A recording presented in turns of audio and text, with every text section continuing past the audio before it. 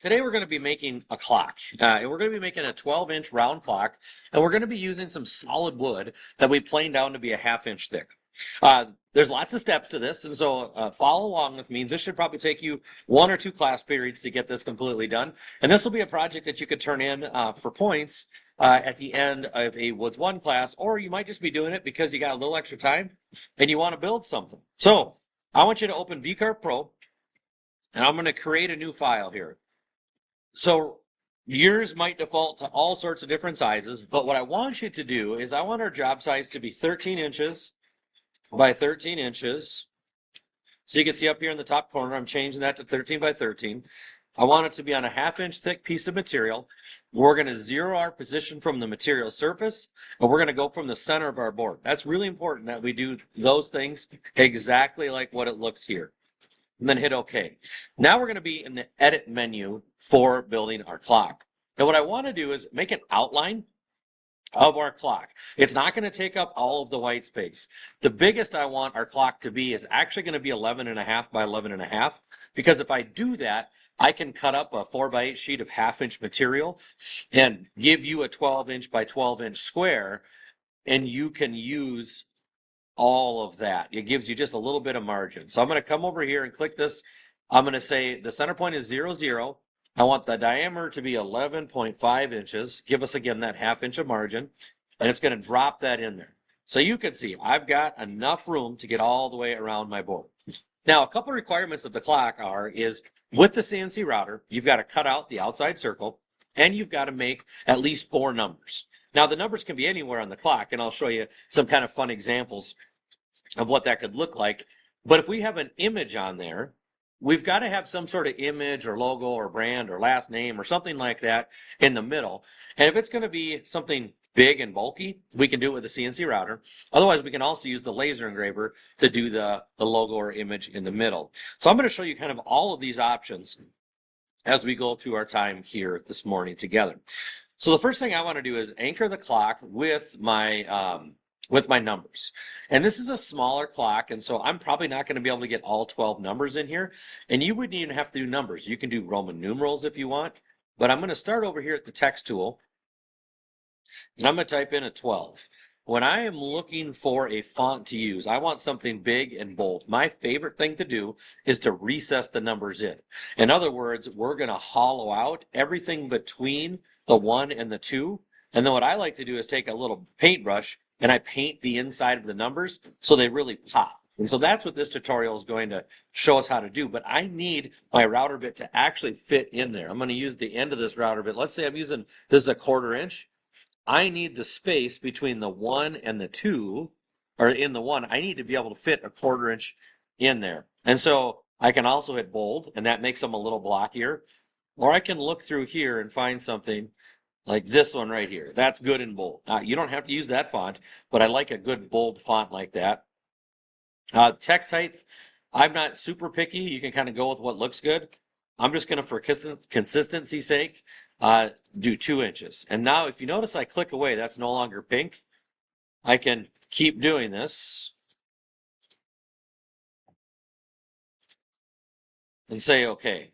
Now these numbers are not in the right order, and one of the funner clocks that a fun clock that I've seen is somebody took and they actually did the numbers 1 to 12, and they've got them sitting all over the bottom of the clock here, like they fell out, and they put some text up here, and it says, "Who cares? We're on cabin time," and it has all the numbers kind of laying, and you could rotate these numbers so they look like they just, like somebody shook the clock and they fell. And it's kind of a fun clock to do, and I've seen a few people do it and it looks great. Feel free to do that. I'm just not going to demonstrate that here. I'm going to demonstrate kind of the traditional route that I have done for a clock. So this right here, this is the align tool.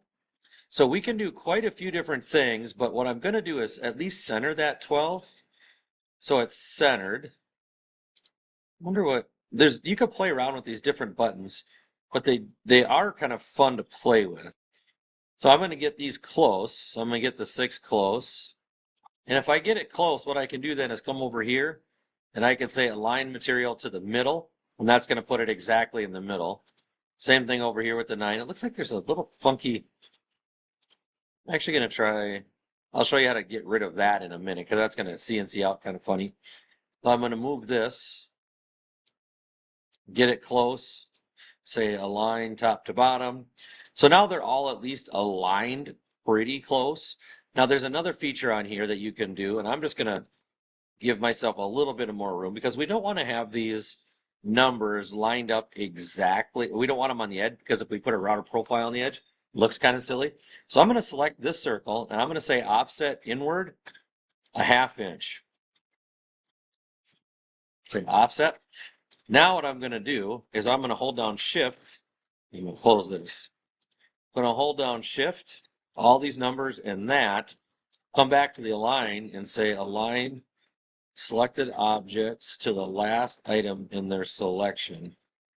That wasn't it.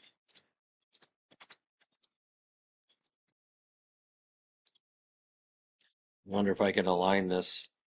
Use that. And I'm not too worried about using this inside edge tool, but what I'm going to do is I've got that 1/2 inch circle in there. I'm sure you can figure out how to use it. And I'm going to have my numbers just barely touch this circle. So they're all about a 1/2 inch away from the edge. And then I'm just going to erase this circle. So now I have that all lined up really nice. Now, next thing I want to do is I'm a big Twins fan. So I want to put the Minnesota Twins logo in here. And there's a couple ways to do that. First thing I could do is come over here. And I could find a logo like this. So this is, I'm just going to download this picture, save image as Minnesota Twins logo. I'll put it in my downloads and hit save. Or I might have put it in documents. Then I come back over here and I use this import bitmap. I put it in desktop. There it is right there. So I open up and I bring in that picture right into Vcarve. Now, Vcarve can't cut that picture out because it is a bunch of little pixels of a bunch of different colors. But notice, I got to ask myself, does this picture make sense if it's all one color? So let's say you bring in this picture in. I'm going to click on this picture and we've got to do something to Vcarve so Vcarve knows where to cut. So I'm going to click on this little bird over here called Trace Bitmap. And I'm going to bring this down to just have a couple colors. And I'm going to say trace that color. Let's even go to 2. Trace those 2 colors. Preview. And then I'll apply it. And then I'll close it. Now if I click on this and move this out of the way, you'll see it just traced those colors. And now I have the TC logo. If you want to make it that big, you can change the size. I'm not super worried about that at this moment. But now let's say I'm done with the clock. Another option, if I didn't want to trace this in, I'm just going to move this over to the side, is I could type text in there. So I could say, let's say Swenson's wood shop. I'm obviously going to have to make that smaller. And I could put that in the middle here. And I could use that. That's no problem at all either. But I like the Twins logo. If you want to bring in something else, like a lot of people really like fishing or a lake outline. So let's say red lake outline. So if you have a lake that your cabin is on, you can often search the outline for it. Oh boy. Oh, what I did there. And you could take the image of the outline, or you could often do a silhouette. So like deer silhouette. And you could take that image and pop it in there, or you can do a fish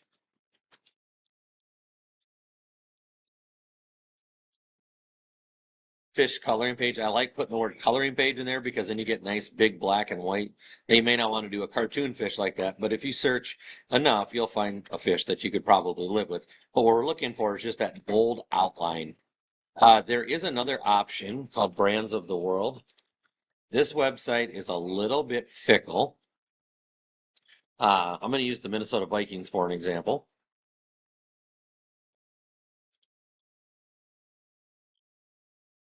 And if I download this, I've just downloaded that AI option. AI is Adobe Illustrator. So if I come back to Vcarve, now on Brands of the World, the stuff is already in the right file type. So I could just say imports. I just got to figure out where I save that as, Minnesota Vikings. You'll see this already comes in a vector file. Now, a couple warnings. I brought this Viking head in because it's way too complicated. Remember, I'm going to try to cut this out with a bit that looks like that. There's too many lines on that Viking head. I know it's too big, but even if I scaled it down, I might love the Minnesota Vikings, but it's going to be a problem. This is a much better laser engraver image.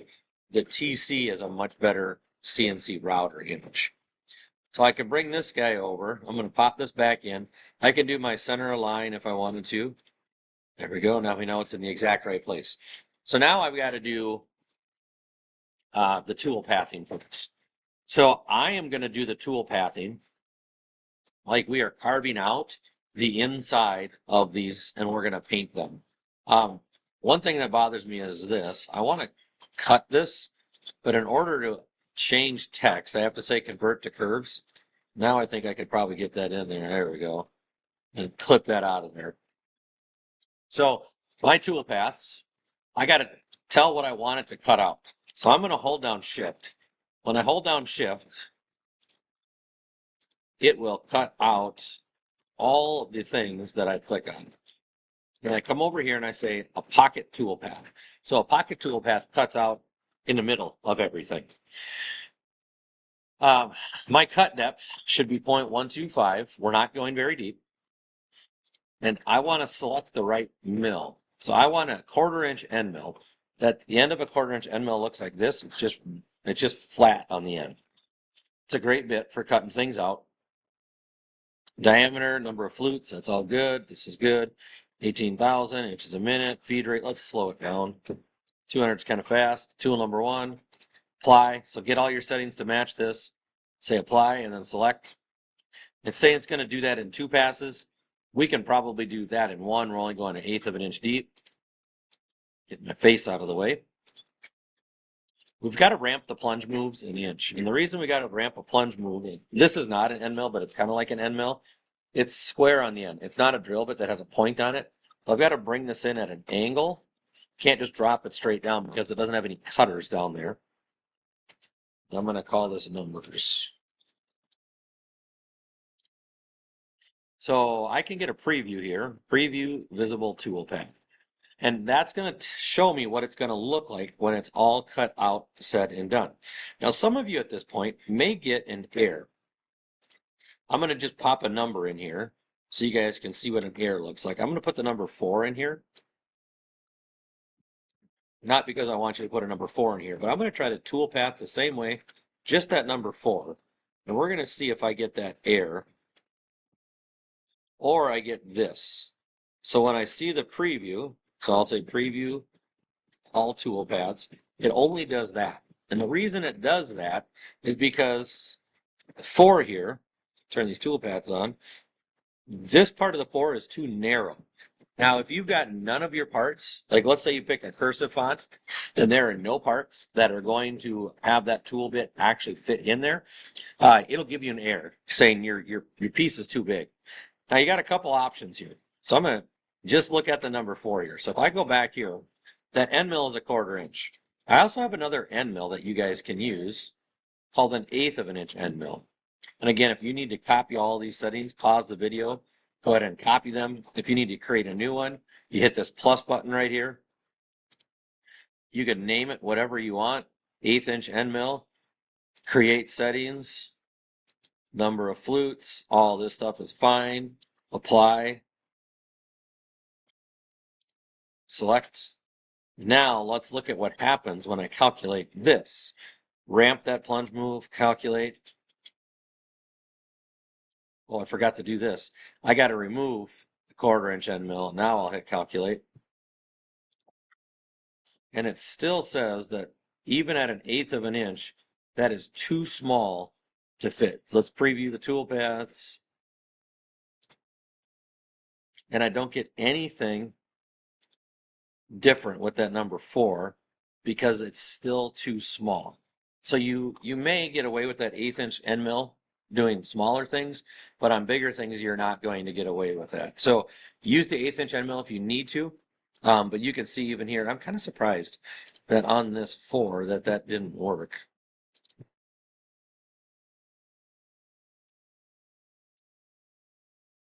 I'm just looking to see.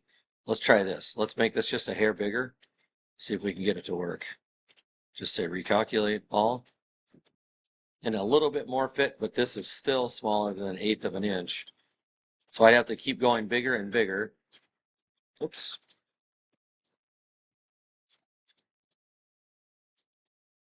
And if you don't want to have to reset everything, you just recalculate all. Now that'll fit in there. So now I've found my size, preview visible toolpaths, that using the 1/8 inch end mill, I can make the numbers a little bit smaller, but I still don't have a ton of wiggle room. I don't want this here, so I'm going to delete that. And then I could reset the preview visible toolpaths. Oops, sorry, preview all toolpaths, and I get that back.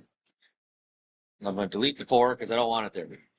Now I got to cut out my circle. So to cut out my circle, it's a little different toolpath. Actually, I should mention this. I'm going to put the 4 back. If you don't want to hollow out the 4, if you just want to cut on top of it, we've also got something called a V-bit. So if I come here to toolpaths, and I use this profile toolpath, what a profile toolpath does is it drops the router bit right on top of your number, and it traces out that number. So if I use a profile toolpath, I can still go the same 1/8 inch deep, but I want to use a V-bit. And you can see the shape of the V-bit. If you need to, just make sure this is a tool 1. If you need to copy these settings, feel free. Apply, select. Now you'll see when I could do this in one pass as well. The 1/8 inch is pretty deep. I'm going to go 0.0625/16. Still one pass is fine. I want to go right on top of the line. I don't need a ramp because it's sharp. I'm just going to call this toolpath number 4. Calculate. Now you'll see if I preview visible toolpaths that cuts that out. And I don't have to worry so much about hollowing it out because it is just tracing that. So if you did something more complicated, like you wanted to pop the Trojan head inside of your drawing, this would be the right toolpath to use for a Trojan head. And maybe I'll even show you that. So I'm going to delete this. I'm going to show you my top secret place for my Trojan head. So if you come to our Canvas page,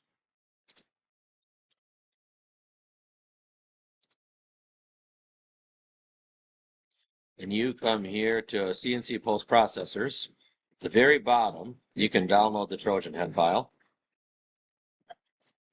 You can come back here, File, Import Vector. And I got the Trojan head in here now. Now again, this is not something that I'm going to be able to cut out because I can't pocket it like I would everything else because it is so detailed. I'm going to make it a hair smaller. It's a little big. But I am going to profile toolpath.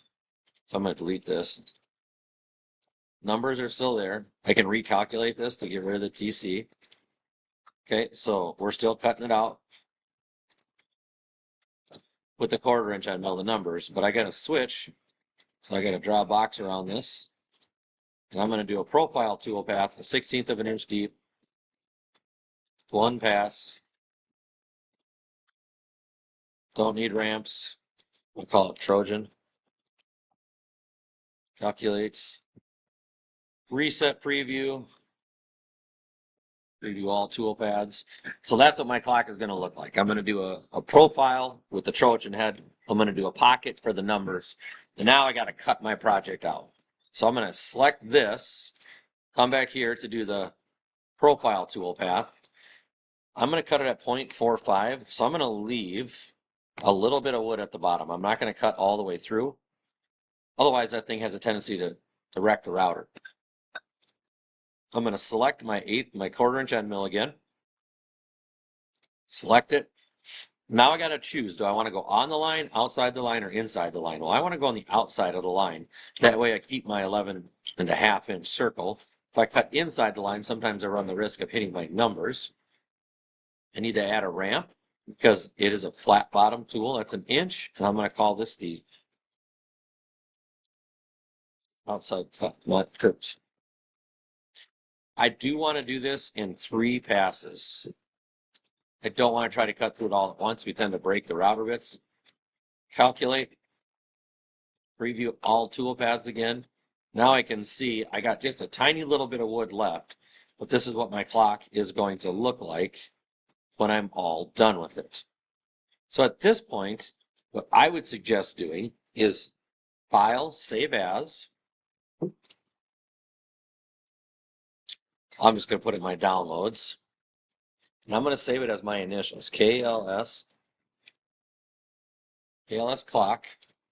And then what you would do is you come over here to the home page of Canvas, and you're going to upload it to one of 2 places. I'm either going to have an assignment that you upload it to. So like if I'm absent, I'll probably call the assignment clock file and have you upload it there, or to the CNC file drop. So make sure you know when you're doing this, where I want you to upload it, but you're going to have to upload it to Canvas, that whole file. And the very last thing that you're likely going to have to do is make a clock back. And what that is just a recess for the clock parts to go through. But I'll have that file already done and ready for you. You just have to load it up and go. But this should be most of the work for making your clock. Your next step would be to glue up your boards and cut this out.